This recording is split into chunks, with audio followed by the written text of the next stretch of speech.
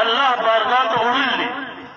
الله تعالی فرمایي من جاء بالحسنه فله عشر امثالها. چا چې زما بارگاه ته یو نیکي راوړه الله فرمایي بلس چنده ورته دې اجر چې کوم دی نو سیوا کوم.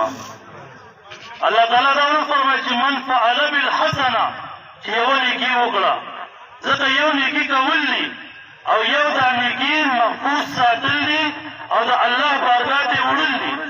ډېر مسلمانان داسې دي په رمضان کې د منځونو پابندي، د تلاوتونو پابندي، د اعتکاف پابندي، او چې بیا کله د اختر لومړی ورځ شي نو بیا چې کوم دی هغه فرض مزل زموږ نه پاتې دي. او بیا چې د اختر لومړی ورځ شي نو چې څومره نیک اعمال مو کړي وي بیا په فضلو مجلسونو کې، په بازارونو کې او په غلطو ځایونو کې زموږ نظرونه په ګناه کې مبتلا، ژبې مو په ګناه کې مبتلا وي.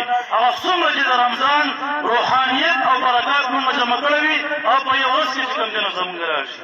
دا څومره اعمال چې موږ کړي دي کوشش دا وکړو چې اوس د دې حفاظت وکړو، دا د الله بارگاه ته ورسوو. نو انشاءالله الله تعالی به بیا موږ ته د دې اعمالو مطابق چې کوم دی نو اجر او ثواب راکړي. او که نه عملونه مو وکړل اوس دا اختر لومړۍ ورځ شوه تاسو وګورئ نن د ماسپښین په لمونځ کې وګورئ جوماتونه به خالي شي. یو وخت هغه په رمضان کې چې په مسجد کې به د قرآن مجیدونو کمی شو، دومره خلک به چې کوم دی د سهار لمونځ پسې تلاوتونو ته ناست.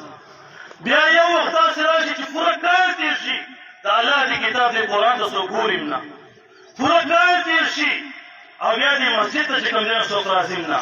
نو زموږ مسلماني دا به صرف د رمضان سره مخصوص نه وي. مسلمان مرګه پورې دی پابند دی. الله تعالی دې موږ ته په دې خبرو باندې عمل کولو توفیق نصیب کړي.